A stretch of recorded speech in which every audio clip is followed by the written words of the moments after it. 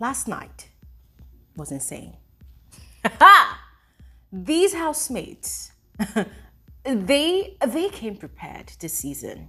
As a matter of fact, last night was the end of the Kumbaya season in Big Brother's house amongst these housemates, courtesy of Papaghost, orchestrated by Papaghost. That young man needed something from his fellow housemates. He needed all of them to unveil themselves. He needed all of them to peel off the layer of camouflage from their faces. He needed to see through all of them. And so he devised a so-called game, which really wasn't a game. Yes, a so-called game that ended up being a session of most of the housemates speaking what was really on their mind. And this young man sat there like a genius that he is, absorbing everything they were saying. He was absorbing, he was calculating, and then he schooled them on who he is.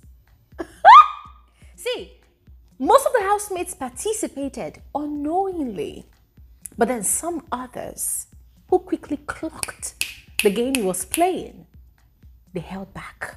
Aye, Mark Jr. Aye, Z. Aye, young papi. See, guys, oh my God, last night was like witnessing a low budget Cold War in Big Brother's house, and I loved it. Oh my God, I loved it. And I cannot wait to spill the tea to all of you here. And you see what was even more interesting? It was the result of that session, the aftermath of it all. Mpumi that's strode in to that conversation, you know, acting like the Amazon of all the females, acting like the most vocal, the most expressive, ended up having an emotional meltdown. This girl cried. She cried like somebody beat her up. And two things came to mind. It could be that she was genuinely hurt by Lerato's sharp honesty, or it was all for the cameras. Guys, see, this preamble I've given to you, it's not the real tea. The real tea is when you watch to the end of this video, so please make sure you do. And officially, you are all specially welcome to my YouTube channel. My name is Gloria Elijah. This is Frankly Speaking with Gloria Elijah, and I am the girl with the tea. Before I say anything else, do not forget to come through tomorrow, 3 p.m. WAT, 3 p.m. for our live conversation. There's a lot to talk about. Please make sure you do not miss out, all right? I look forward to seeing all of you. I look forward to hearing your thoughts about this very first week of Big Brother Mzansi Season 4, all right? And for those of you that are yet to officially become a part of us, please do not hesitate to do exactly what you see on your screen. Make sure you subscribe. This is where you get the most detailed, factual, and accurate analysis of reality TV shows, especially the ongoing Big Brother Mzansi Season 4. So all of that said, let's just get into the business of this video. I cannot wait to spill. Let's quickly give a comment or two about the pool party, although I know I'm going to actually say more. Yes. So first off, the pool party was a big flop, and it wasn't production's fault. It wasn't Big Brother's fault. It was the fault of the housemates. See, this was one of the concerns I had, you know, before the show started, when I was talking about my expectations for the show this season. One of my fears was the housemates' energy to partying. Yeah, we're fully aware that when it comes to the South African housemates, all right, and this is me speaking by virtue of what I have witnessed from the different seasons of Big Brother Mzansi, yeah, Big Brother Mzansi, Big Brother Titans. Yeah, I've noticed that the South African housemates are not energetic party people. Yes, they are more of the chilled party people, right? When you watch Big Brother Nigeria, housemates get into the pool party, you know, getting all energetic, you get into the pool, you're splashing, you're twerking, like it's a serious business. These people are working for their money and for their fame, yes. But when it comes to South African housemates, it's not really their thing. They would rather just handle their cup of drink and they're just vibing and chilling and do yebo, yebo, aibo, yo, yo, yo. You know, they're just vibing, right? And guys, that's how I love to party. But for a show like Big Brother Mzansi, I do not think it's the right vibe. They do not really pass the vibe check. And that was the exact situation yesterday. They did not pass the vibe check. In fact, these people literally turned the party into a games meeting. Like, they were playing games, they were just chilling and just gisting, and they were really hungry. Yes, remember, they are short of food. In fact, they've run out of food actually, and sadly they've lost their wager as well. So they were just rushing all the food that Biggie gave to them, you know, the pork chops and everything that they were giving to Bri, which is typical of pool parties in Big Brother's house now. These people were just rushing the food like hungry people. Of course they were hungry. And so the party was just bland, it was sad, and it was really annoying because Biggie went all out to ensure that these people had the time of their lives. They even rolled out a red carpet for them. Can you imagine?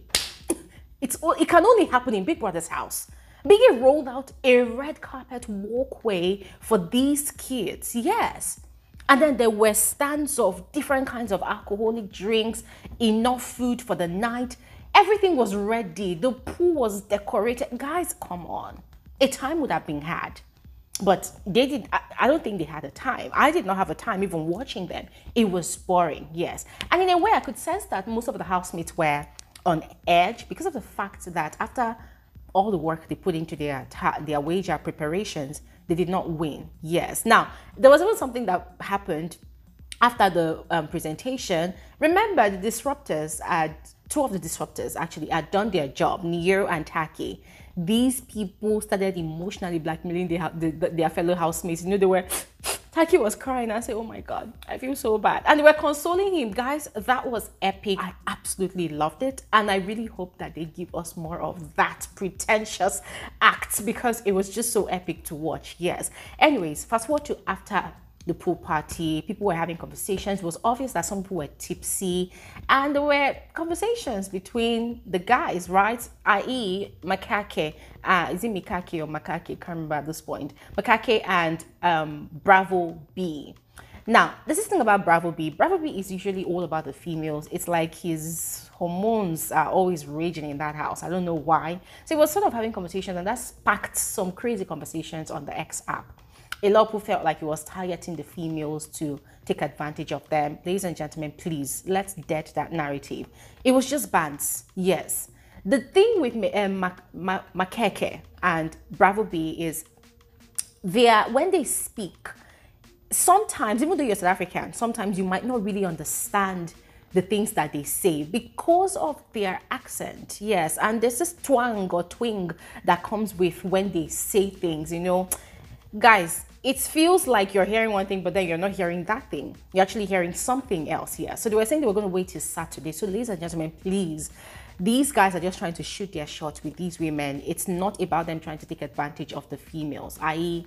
Liema, all right? Now, that aside, the house was sort of gloomy, but some people were trying to make the most of it. And that was when Papaghost came up with the idea of a game. Now, they did not want to play Truth or Dare game again because they already played that one, and a lot of them felt like, okay, it's not every time we're playing games where people will be kissing. I say, thank you. Because some ex-BB Nigeria housemates felt it was smart to always play Truth or Dare games that they'll be smashing and kissing and doing all whatnot. But anyways, that was how, you know, the housemates were, you know, called from their respective locations to come gather in the lounge. Some of them were already sleeping. Yeah, so they woke up, a lot of them, to gather in the lounge, and that was when the tension began. Now, a lot of talks were happening. Initially, it was all fun and vibes, right? But then Mpumi decided to be the chief speaker of the gathering. Now, she stood up with all confidence, right? She was talking about, oh, she's sensing some sort of connection between Liema and maybe Sinai and Jari or whoever. She's just pointing at people that she's sensing potential ships. And then she was just talking about, oh, they should explore it, you know, that it's just her own observation, you know, they should explore it. So she was just going on. And I noticed yesterday that Mpumi is quite expressive. She might be withdrawn sometimes, she might be quiet, but she's very expressive. And she likes to drag explanations a lot, yes. So she was talking, and Liema was quiet and, you know, just listening to what she was saying without giving a reaction. As if to get back at everybody else that felt like they had a say in whatever she was doing in the house, Liama decided to also speak about her projections, right? The potential ships that she had seen in the house. And then she was pointing out Willie and Chuenza. She was pointing out, what's their name now? She was just pointing out different people that we normally see have conversations in the house. But then it sort of infuriated Makeke. Makeke felt like she was being pretentious because after pairing up a lot of people in the house, she had the audacity not to pair herself, you know, making it look like people were quite delusional about what was going on between herself and Jari, and then of course Sinaye in the picture. And that was where Makeke started tackling her. There's something I know I want to understand. Give it to me. Which one do you want to be with, or which one are you saying between both of them? Okay, you think you see everybody. What about you? What about you? Can you tell us what is going on between you? Like this guy, oh my God, guys, Makeke did not hide it. This guy was outrightly dragging Liama. Like, it was spelling it out that, oh, you think we don't see the game you're playing? You're actually playing both Jari and Sinaye. You be with this one today, you be with this one tomorrow. What is your agenda? We want you to tell us. Like, he was vehemently pushing. And nobody was stopping him because you could tell from the looks on their faces that everybody was thinking the same thing that Makeke was thinking, but nobody just wanted to say it. Guys, Sinaye looked embarrassed. Liama was trying to go through the corners. She was trying to avoid the question, but Makeke did not stop. This guy kept on pushing and pushing until Liama finally buckled. Already, Jari was looking so embarrassed. So she had to respond. Now, she said that, okay, with Sinaye is her brother. They are just brothers and sisters. But with Jared, there's a potential for a ship between them. Hey, God, guys. See, Sinaye's face was just looking funny because, see, a lot has been going on. And I think if I add this other side of the gist to this video, it might be too lengthy. So it might either come on another video, or maybe I would elaborate during our live conversation tomorrow, Saturday, all right? But Sinaye looked uncomfortable. He looked uncomfortable. And he had to say something at some point that, listen, he still stands on what he has always been saying in the house, that he's got like a committed relationship outside the show, and it intends to stay that way. It's never going to change. I'm like, okay, Sinaye, I hear you. You think we did not hear your conversation with Z earlier in the day? I mean, Z was actually referring to herself as Sinaye's good friend, and Sinaye was sort of offended that Z referred to him as just a friend. Let's hold that thought. Let's continue with the others. Now, it felt like Makeke was not really satisfied with Liama's response to his inquiries. And so he was sort of disgruntled. Now, I don't even know if it was the alcohol or maybe he has a crush on Liama. I think he actually does, because they've sort of had a conversation before on the first day, you know, where he was trying to talk her into getting on the ship or maybe cuddling or doing something with him. And she had said that she was not going to, you know, get sexual on live TV.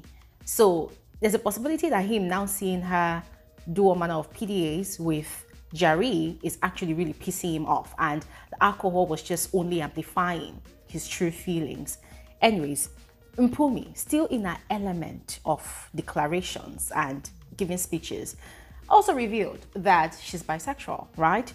She's open to actually smashing male or females in the house. I'm like, whoa, okay, interesting. Now, whilst this conversation was going on, it wasn't really easy peasy because some of the housemates were uncomfortable with all these moments of truths and declarations that others were doing. And so they kept on asking that, what is this game about again? That Papaghost woke them all up from sleep. And now everybody is speaking, my mind, what's the game? And the guy was just smiling and saying, this is the game. Like, he was sort of acting like he doesn't even know what's going on. And Lerato, his bestie in the house, called him out. And Lerato outrightly told this young man that, listen, you always say, because he kept on interrupting people. And I was like, no, you are always saying people should not interrupt people, but then you do the interruptions. It's wrong. You don't want other people to interrupt, but you're the one that is interrupting. We're trying to get what the game is about. I love you. You're my guyest guy in this house, but you need to change that. My Papaghost did not agree. kept on saying, I don't care, that's who I am, I cannot dim my light for anybody, blah, blah, blah, blah. And the guy was standing on that business. He did not change it. At some point, I felt like, oh my God, there's going to be a clash between him and Lerato. But there was no clash. These three people just understand each other. And he was smiling and was like, thank you for saying that. At that point, it just felt like because Lerato opened up about her perception about Papaghost, every other person decided to speak up as well. Before, they were all quiet though. Next person that spoke was Els. Papaghost kept on interrupting, and Lerato kept on shutting him down. There was also Yolanda that kept on tackling Papaghost, and it resulted in a tiny altercation between them. Not really between them, but kind of like bashing from Papaghost, but it came as a subtle shade. Guys, that shade was really loud. But I'm going to tell you about it. But Els also opened up that Papaghost, you're not the head of house, but you always act like you're the head of house. You always want to control everybody. You always want to tell people what to do. You don't take people's opinion. It's wrong. This is how I feel about you. Papaghost stood on his business. He said that is who he is. Yeah, Papaghost had a lot to say, but he kept on saying that, listen, that is who I am, but it's fine. Because later on, he actually gave a speech, which I would also share. Now, Jari, who had been quiet, he had been quiet all along, watching and listening. This guy could not hold it in anymore. He came for all the housemates. He blamed all of them for the loss of their wager. And according to him, he said Biggie told them that there was no teamwork. They were not serious. They were always playing. And so, nobody should come here and act like blah, blah, blah. Nobody's saying that. This guy called out everybody. And then he faced Papaghost. I said, bro, I've got issues with you, bro. You are always doing this, blah, blah, blah. You don't allow people to share opinion, blah, blah, blah. I'm like, even Jari? Yeah. I know what's funny. Jari said all he said, and Papaghost took it all in. And he said, well, whatever, he doesn't care, right? We're just taking it all in. Yolanda too was agreeing with everybody because that's what she's always been saying. Papaghost had allowed these other people, share their perception about him. And then he decided to address everything at once, right? And I totally loved what he said. He said, listen, you guys don't know me. I don't know you. You don't know me that well. You don't know what I've been through. You don't know what I've done in my life to make me this confident, to make me stand tall, to make me shine, to make me a born leader. Like, guys, this guy was hyping himself. And that was why he said that, listen, ask the head of house. The head of house is always the one delegating his responsibilities to me, telling me to call for a meeting and to address all of you. Ask the head of house. On a normal day, I wouldn't give a shit, but I'm just doing it because I actually care. And guys, see, everything he said stood on point. It was really excellent because I totally agreed with him. But on the flip side, we know that him doing all of these things also came with another agenda to assert himself. You know the thing Yolanda normally does, right? Whenever Papaghost is speaking, she always wants to interject. She always wants to interrupt him.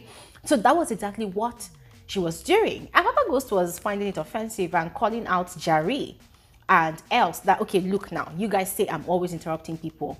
See what Yolanda is doing. And it's a thing now that every time I speak, Yolanda wants to speak. It's like she's intimidated. It's like she cannot have her own personality without projecting herself on mine, And Yolanda was trying to counter.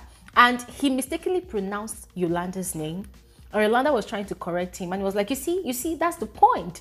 You are that forgettable. I said, hey! Oh my God. I clashed with Yolanda because she is intimidated. Yolanda. Well, there you go. You're that forgettable. Wow. Yeah, about you. If somebody shades me like this, I'll just go and sit down in one corner and think about my generation because, guys, that shade, oh my God, it hits the right spot. Because for a full 1 second, or even up to 1 minute, Jari was like, Yolanda too was like, guys, at that point here, Cat caught her tongue. She could not even do ba. She could not even do she could not even do ooh. She could not even do eyeball. She could not even say anything. See, she went mute. Papaghost explained himself, and I totally agreed with his explanation, right? That listen, nobody is anybody's father or mother here, but people should just, learn to speak their mind and stand for themselves. If they feel like he's outshining anybody, it's all on them. And I totally agree with that. But there's also room for consideration, of course. And that was where really was coming from. You know, he spoke to everybody and said there were just a lot of tension during the week whilst they were preparing for their wager. People should learn how to resolve their personal conflicts, you know, in private, other than making it a big deal or maybe blowing it out of proportion, you know, to the general house. For the third time, Mpumi, still in her element of declarations and speaking her mind, Mpumi gave a 12-minute speech about some of the housemates, like all the housemates being fake because they are holding back their stories. They don't want to tell their stories on the show because they are forgetting that the following week is never sure. So that week that they have is the only time they have to really tell their stories. In other words, she's calling them fake because they've refused to be vulnerable, because they've been holding back their personal stories. She also talked about, you know, them respecting each other's spaces, each other, blah, blah, blah. Talked about the issue of cleaning, which I totally agree, right? But when she spoke about them being fake, I'm like, nah, this is not right. How do you call people fake because they've refused to cry on live TV? Because they've refused to talk about how their grandmother died or maybe somebody in their life died? How do you call them fake? Because they don't express their grief like you have done on live TV. That's so judgmental. And I felt like, yes, Mpumi gave us a show, right? She gave us content by giving that very long speech. But at the same time, I felt like that was just unnecessarily judgmental, you know, projecting what you think is right on everybody in the house. And some people liked it, others kind of picked offense on it, i.e. Lerato.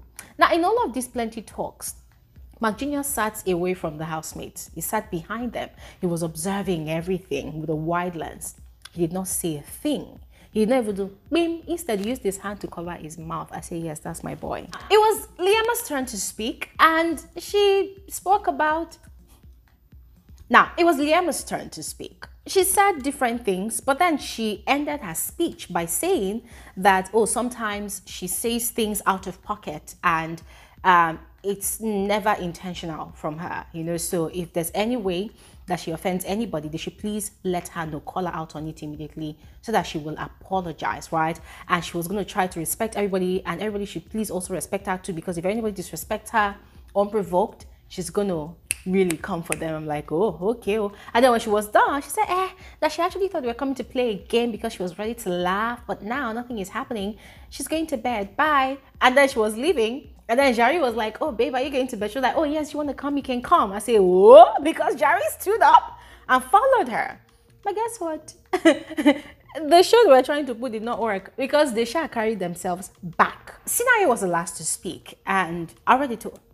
Now, Sinai was the last to speak. I already told you all what he said. He reiterated his relationship status, and that was that. So everybody had dispersed to go to bed. But Lerato had a score to settle with Mpumi. Now, apparently, Mpumi's speech about everybody being fake had rubbed off wrongly on her, and she did not like it. But she did not want to bring it up in the presence of everybody because she felt like it was going to cause a stir. So she had tried to have a one-on-one with Mpumi.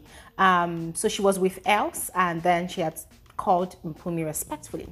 So she had mentioned three things. First was the speech. According to her, listen, the fact that you are, like, she was actually addressing Mpumi, that the fact that Mpumi has, you know, found the willpower to be vulnerable on live TV, to tell her story about her loss, about her grief, about her late grandmother, and other people are not doing the same in the same regard, that it does not mean that they're all fake.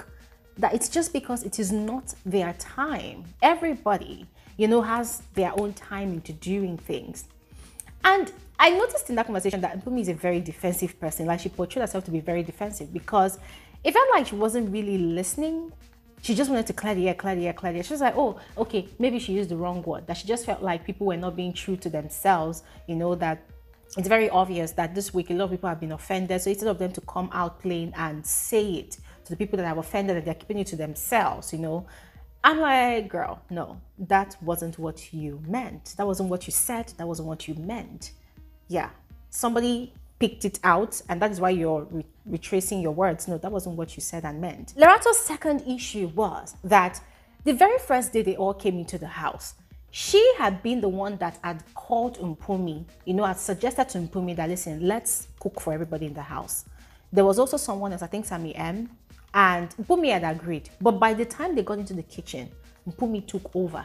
And ever since, Mpumi has been taking over. And when Mpumi is cooking, she's acting like, oh my God, it's a lot of work, blah, blah, blah. And she has never acknowledged the fact that there were people that actually volunteered to cook from the very first day. She was just the addition, and now she's making it look like she was the one that just went into the kitchen and started cooking for everybody. So Lerato's issue with that is Mpumi has not taken accountability of that, because every time everybody is talking in the house, especially when Ghost is tackling everybody, Mpumi is quiet, making it look like nobody wants to cook. I'm the only one that loves to cook. I'm the only one that can cook, and I'm the only one that is cooking for everybody. And guys, for real, I just loved the fact that Lerato pointed that out, because it now provided so much clarity. Because I've been wondering, like, are we having another white money in the house? Or somebody that wants to just take over the kitchen entirely? What's going on, So the fact that Lerato mentioned that, it just exposed to me that Mpumi surely came with her own game plan. The girl that's been able to be vulnerable, to tell her story. It could be, But Mpumi accepted that one, but she didn't dwell on it because she knew that she had messed up. And then the third issue was, according to Lerato, Mpumi is wasteful. That in 2 days, Mpumi finished honey in cooking.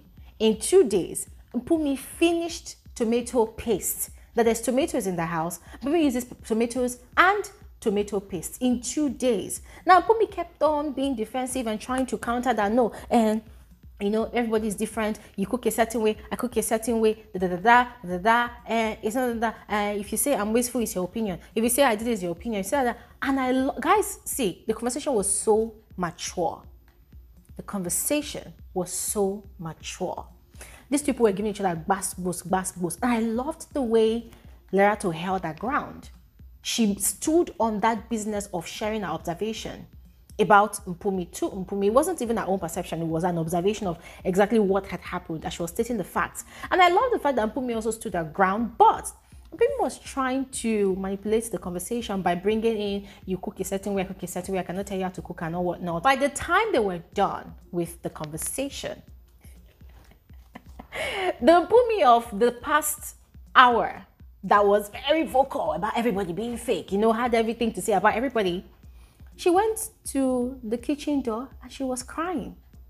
And Ghost was consoling her, encouraging her, motivating her to be herself. Oh, the ancestors see you. Oh, God in heaven sees you. You are being yourself. Don't change for anybody. And what was just funny to me at that point in time?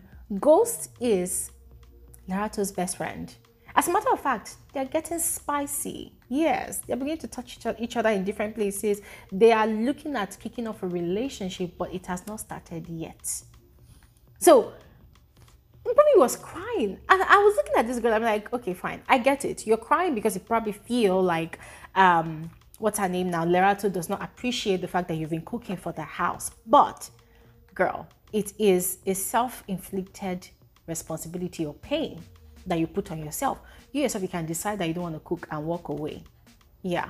And people will definitely rise up to the occasion to go and cook. But you've planted yourself in that kitchen. It's becoming a case of kitchen monopoly. Aside few occasions where other people will cook, you always want to cook. So why are you crying? And I thought Mpumi was bold. So guys, she was crying, and I'm sorry, but I wasn't buying the tears. I wasn't, because I felt like Mpumi all night, you've had a lot to say about everybody. You've called people fake and nobody attacked you for it. Only Lerato addressed it because it was very judgmental of you.